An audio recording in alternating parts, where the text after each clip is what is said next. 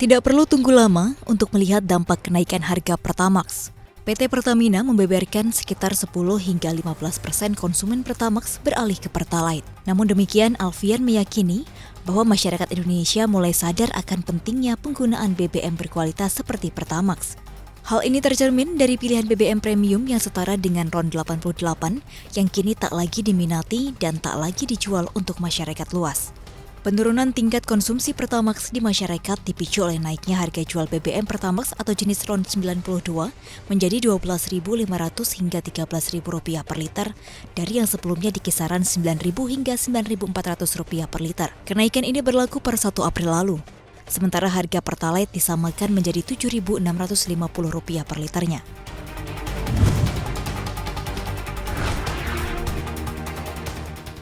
Pemerintah meminta pelaku usaha untuk membayar tunjangan hari raya atau THR kepada karyawannya secara penuh pada tahun ini, sejalan dengan mulai pulihnya industri di tanah air.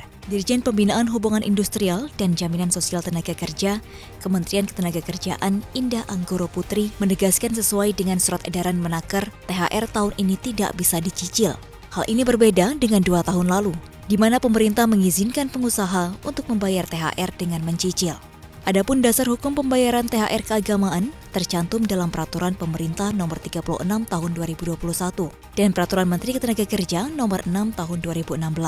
Di sana disebutkan bahwa besaran THR yang diterima ditentukan oleh lama karyawan bekerja di perusahaan dan THR wajib dibayarkan paling lama 7 hari sebelum Hari Raya Keagamaan. Bila terjadi pelanggaran, maka pengusaha yang bersangkutan bisa dikenakan sanksi administratif berupa teguran tertulis, pembatasan kegiatan usaha, penghentian sementara sebagian atau seluruh alat produksi, hingga pembekuan kegiatan usaha.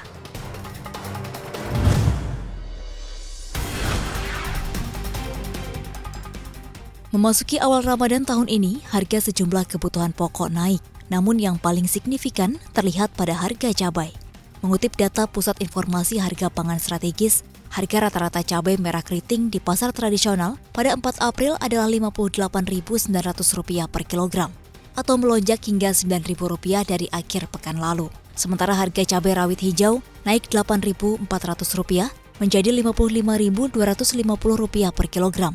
Yang paling fenomenal tercermin pada harga cabai rawit merah, di mana harganya mencapai Rp78.550 per kilogram alias naik hingga 22%. Menurut pemantauan Badan Pusat Statistik, harga cabai sudah dalam tren naik sejak bulan Maret. Hal ini karena terjadi gangguan produksi saat pergeseran musim. Selain kenaikan harga cabai, komoditas pasar seperti harga daging ayam dan telur ayam pun terkerek namun tak banyak. Harga rata daging ayam ras di pasar tradisional adalah Rp37.700 per kilogram, sedangkan harga telur ayam ras berada di Rp27.250 per kilogram atau naik Rp1.550.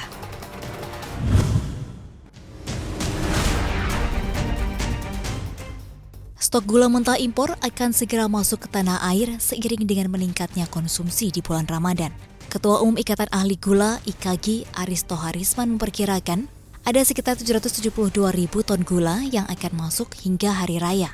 Dengan demikian, stok impor ini akan menjamin kebutuhan konsumsi gula domestik bisa terpenuhi pada hari Lebaran.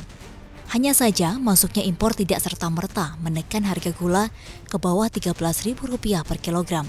Pasalnya saat ini pemerintah sudah mengeluarkan surat edaran acuan harga gula di posisi Rp13.500 per kilogram sebagai eceran tertinggi. Angka ini naik dari posisi sebelumnya di Rp12.500 per kilogram. Dengan ketentuan ini, petani gula lokal diproyeksi menikmati margin keuntungan 10%. Sementara berdasarkan pantauan, di Pusat Informasi Harga Pangan Strategis, tercatat harga rata-rata gula nasional naik Rp150 menjadi Rp14.850 per kilogram untuk produk lokal. Sedangkan harga gula pasir premium bertengger di angka Rp15.700 per kilogram.